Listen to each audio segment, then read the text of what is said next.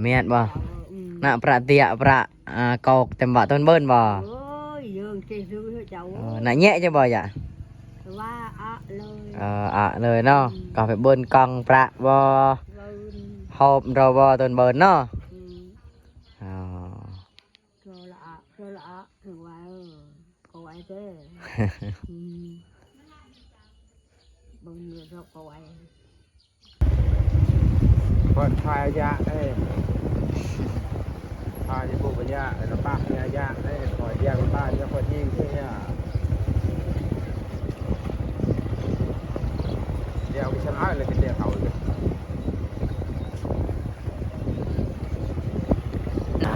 บรรยากาศหมู่บ้านเพิ่นอยู่ติดกับแคมป์น้ำห้วยใหญ่เนาะ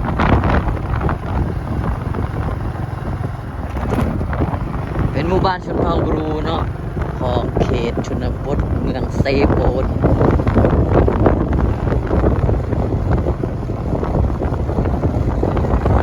เรียกมาทางพี่ก็สิเป็นทุ่งนาเนาะ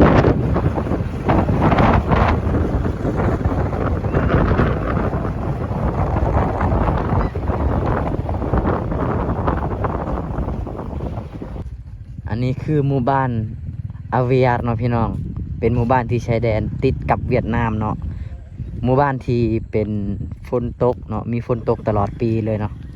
นี่บรรยากาศหมู่บ้าน 2-3 มื้อแล้วฝนตกบ่หยุดเลยหมู่บ้านเพิ่นนี่น่าอยู่หลายเนาะพี่น้องเนาะบรรยากาศเย็นดีมีฝนตกตลอดปีแล้วก็มีแดดออกมาพร้อมโอ้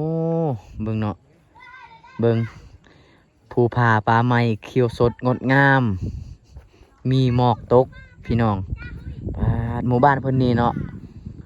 ปลูกผักปลูกหยังต่างๆนี่คือสีงามเนาะพี่น้องดินดอนแถวนี้เนาะเบิ่งเนาะเฮือนซาน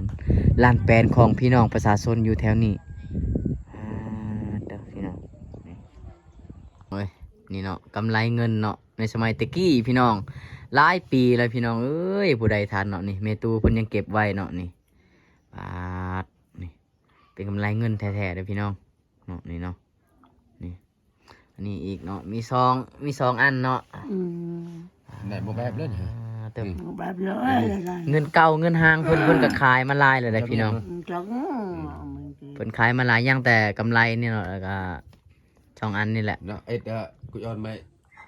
ล้านหนึ่งเนาะบาทแล้วเนาะเจ๊5 บาทก็ไก่คือก่อนคือโยไปกัน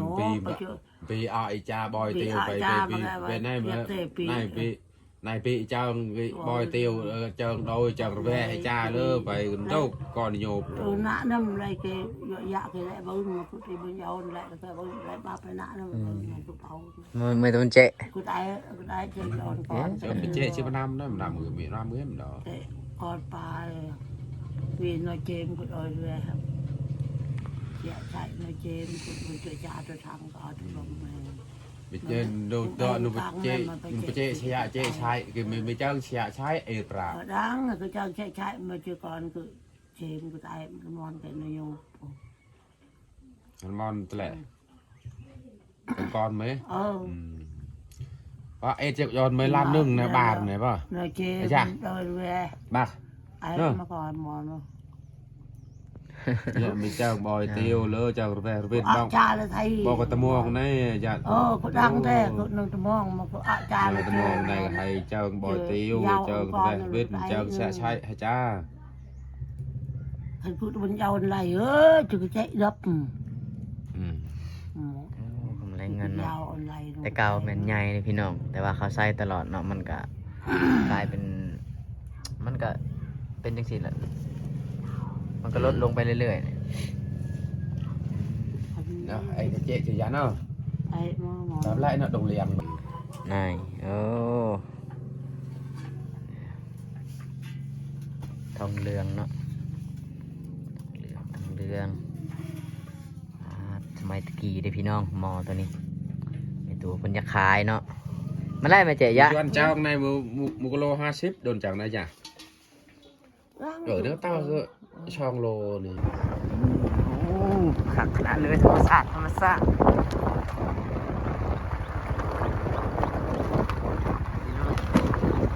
มีแต่ภูเขามองนอกพี่น้องเอ้ย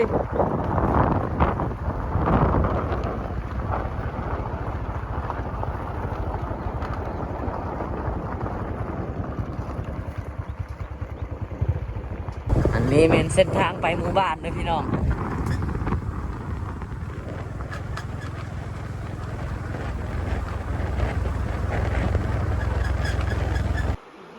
ทุกคนตอนนี้เราสิได้เดินทางไปที่หมู่บ้านที่บ่าวไทยบ้านนอกไทยพี่น้องเบิ่งเมื่อกี้เนาะตอนนี้สิข้ามน้ำเนาะนี่หมู่บ้านนี้มีแต่ภูเขาเนาะโอ้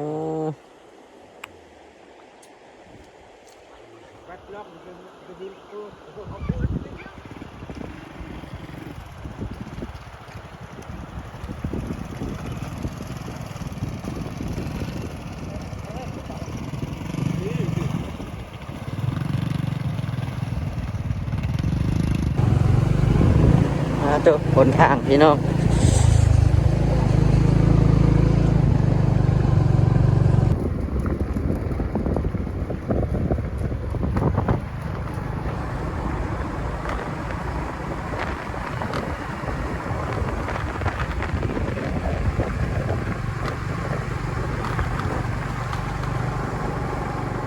พี่น้อง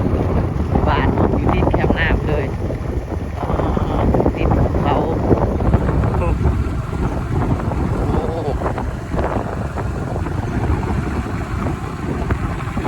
อันนี้คือหมู่บ้านที่อยู่ตามภูเขาเด้อพี่น้องเด้อตัวเฮือนสารลานแปลนก็สิประมาณนี้เลยทุกคนนี่เนาะอันนี้แม่นหมู่บ้านรูเนาะพี่น้องเนาะเขตเมืองเซโปนคือเก่าแล้วพี่น้องโอ้หมู่บ้านเพิ่นสะอาดดีเรียบง่ายเนาะสะอาดคักขนาดเลยหมู่บ้านเพิ่นนี่น่าอยู่คักขนาดเนาะสะอาดดีบ่มีขี้เหงื่อเลย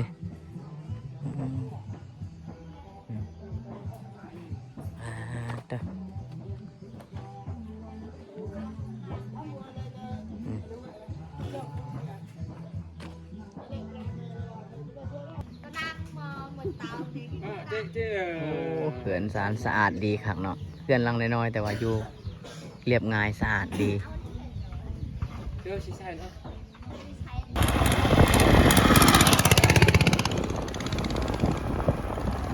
อันนี้เพิ่นค้าขายมันต้นเนาะ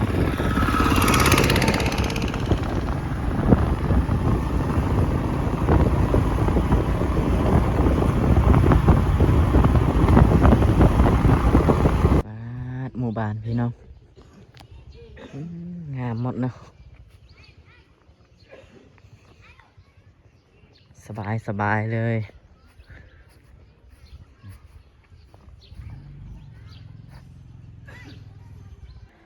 อันนี้เป็นหมู่บ้านสุดท้ายเนาะที่อยู่ตามภูเขาพี่น้องอยู่เลิกขนาดหมู่บ้านนี้บ่มีไฟฟ้าเลยเนาะเงียบสงบดีเนาะนี่มีแต่ภูเขาอ้อมรอบทางนี้ก็แม่นเนาะนี่มีแต่ภูเขาไปเลยคือแคมป์บ้านพวกนี้มีแต่ภูเขาเนาะแนมไปทางอื่นบ่เห็นแล้วนอกจากเห็นแต่หลังคาเฮือนนี่แหละอันนี้คือฝนตากยังโบงขายนะทุกคนเนาะ